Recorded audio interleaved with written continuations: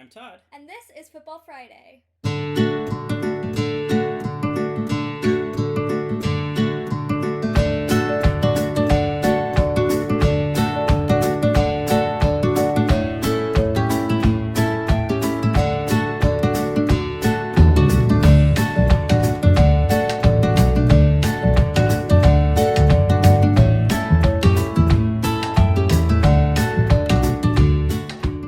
This week on Football Friday, we'll be talking about the offsides rule. The offsides rule? Yes, please explain it to me because I still have no clue what it is. Well, first we need a beer to really get into this. Cheers. Cheers. So, the offsides rule is something to prevent a team from cherry picking, as we would say. So, there's a few different aspects to it. Okay. Mm-hmm. So, normally there's 11 players on the field from each team, right? Yes. And there's two halves on the field, all right? Mm-hmm. So one interesting fact about the offsides rule is you can never be offsides in your own half of the field, where the field with the goal you're defending. Okay. You can only be offsides in the attacking half of the field. Okay. So that's the first part of it, right? Mm-hmm. That's probably the easiest part. Yes. Okay. Second thing is there's 3 set plays which you cannot be offsides on. One's a throw-in, one's a corner kick, and one's a goal kick. Okay. Also, typically, if your team does not have the ball, you can't be offsides. Or you can't be called for it. Okay, so if the other team has the ball, technically you're defending, and so you can't be offsides. Okay. Now, so there's some fun things, right? So for example, if you have a corner kick and you can't be offsides on the corner, once the ball's in play, though, the corner kicks over, and then somebody touches it, then you can be offsides. All right. Okay. So it's a kind of an interesting aspect of it. So some teams will do what they call an offsides trap. Okay, and that's where they intentionally move their defense into a position that makes the at least one or more player offsides. So another interesting thing is that the rule has changed a little bit over the years. It used to be if there was any player from the team on offense that was in an offsides position, they could whistle the play dead for offsides. Now it has to be a player that's actively participating in the play. Okay. So they don't have to be the target of the pass, but they have to be.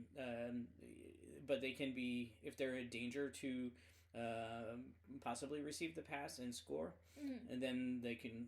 Then the referees can call the play offsides. Okay. So in general, though, there's 2 factors. You have to either be behind the ball, right? So so if there's nobody between you and the goal, but the ball's in front of you, you're not offsides. Okay. Or you have to have 2 defenders between you and the goal, or the goal line. So what that means, typically it's 1 defender plus the goalie. But actually sometimes even commentators, watching the play, they see a defender on the touchline, but they don't realize the goalie has come out. This can actually happen on a corner kicks a lot, where the ball comes into play, the goalie goes out to try to get it, and it's interrupted, but there's only 1 defender back behind, and then the ball's kicked to another player who's closer to the goal than the goalie, and there's only 1 defender between them. And in that case, it can be an offsides. I actually watched a video where the commentators were crying. There's no way this can be offsides because there was only 1, because there was a defender on the goal line, but the goalie had come out past the last offensive player. So then in that case, it was offsides. So that's basically it. You have to have 2 defenders that can include the goalie or not include the goalie between you if you're on the offense and the goal or the ball. Okay. So that's the offsides rule. Yes. All right, and they measure it from the point where the player that's dribbling the ball down the field. Or receives the pass and then passes it forward to one of the players that potentially could be offsides. At the point that he plays it forward to those, that's where they're checking the offsides rule. Okay. So not before. So you could be on offense and starting well in an offsides position, and your teammate has the ball and is dribbling down the field, and then you run back and get onside. Yeah. And then he passes it and you turn around and go get it, and then you're not offsides. So anyway, so that's kind of in a nutshell. Yeah. Do you have any questions about it? Do you think that is possibly the most complicated part about football? In terms of the rules, absolutely, it is the most complicated part of football. I think in terms of techniques and I think there's far more complicated parts of it in terms of learning specific techniques and plays and even how to do a good offsides trap. Yeah. Like, what was the game we watched the other day? It was Barcelona playing Real Madrid. Okay. In El Clasico. And Barcelona plays what they call a very high defense, I think, a high defensive line. And they are really good at the offsides trap. Yes. I think they got Mbappe trapped a few times offsides. 9 times. 9? Wow. It was 9 times. Okay. A little bit of Ferris Bueller. Mbappe, you were absent 9 times.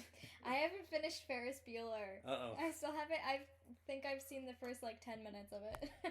Yeah. So I think with Mbappe's speed, maybe he should have been a little more conscious and then step back. This is what all the commentators say. I don't really know. Yeah. I mean, for me, I'm slow, so I would never be fast enough to get offsides anyway.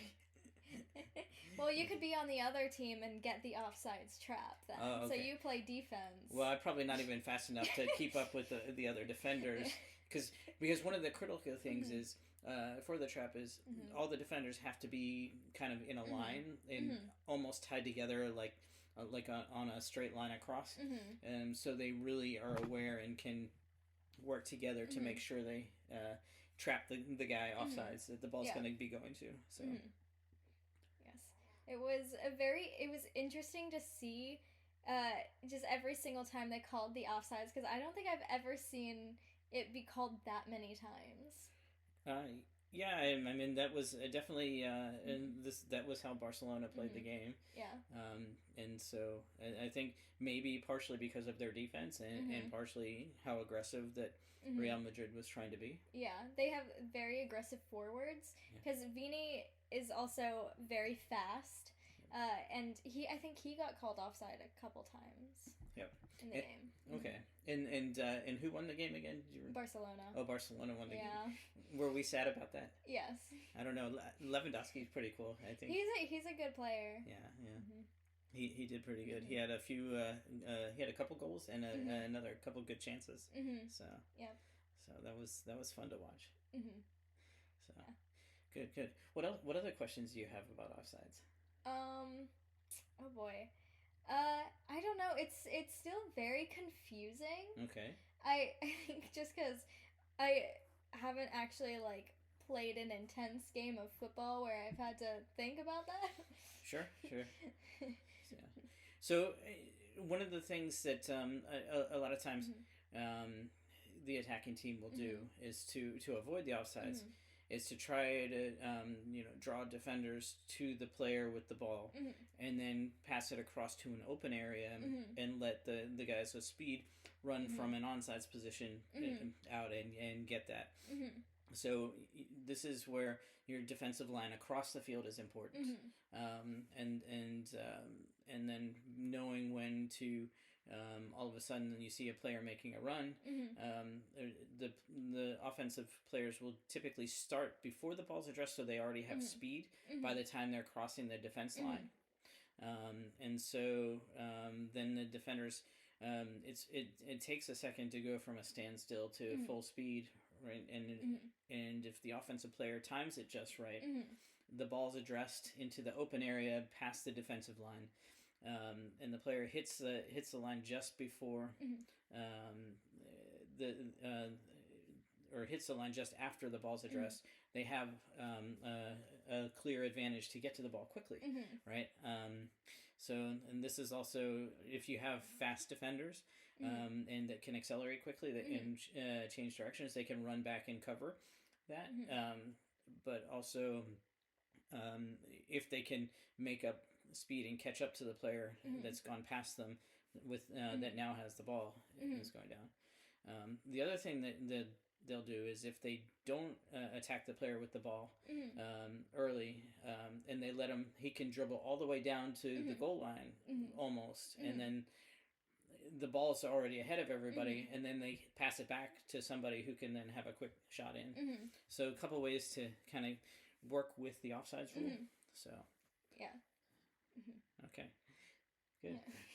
What's the craziest offsides call that you've seen personally, like while watching a game, either on TV or live, like there? I don't know that I've seen any like while watching on TV or live that I thought were that crazy. I don't know. There's been some where I think we saw some in the Euro Cup that we were like, how could that possibly be offsides? I think I'm still a little confused on where they measure the line of like where the defender is compared to where the player is that they're calling offsides on. Yeah. So it like sometimes it could be if they have like an arm sticking past the line, maybe they're offsides. Maybe not. I don't really know where it should be measured. Sometimes they count like the elbow, like the tip of the elbow. I've seen that one be counted as offside, and it was just the tip of the elbow past the defender, and it was interesting. That's a tough one to call. And now they have this VAR, right? So which is a review of the plays where then they draw a line of the offsides. So, but I in doing a little bit of watching some offsides calls from in one of the, I think the worst calls where they called somebody offsides who wasn't, was in 1990. I think it was Italy versus England in the World Cup. And I think this guy Baggio passed the ball across to another Italian player who was all of a sudden very open beyond the defenders, and knocked a header in to score a goal. And so it was kind of it looked, there's no way, he could have been onside. He was so far past. But in looking at it, when they showed an expanded view of the field, he was actually 5 meters onside when the ball was kicked. He just had built up the speed and was making the run and got down into the open area and knocked the header in. Yeah. And it should have been, I think, 3-1 Italy over England, but it ended up being called back, and I think this was before they had the replay, so before VAR. So what the ref saw on the field is what they say, and I guess it's hard to see a run going that's that far across the field, and really know what's going on at all times. But the linesmen are there to help and raise the flag, and even I guess the linesman somehow missed it. But then again, the linesman may have been all the way across the field because that was a pretty long, slow ball. So there was plenty of time for the Italian player to get there. Yeah. So, so that's probably the worst one I've seen. Everything else is usually pretty close, with the exception of maybe some games where the refs might have been compromised a little. Yeah.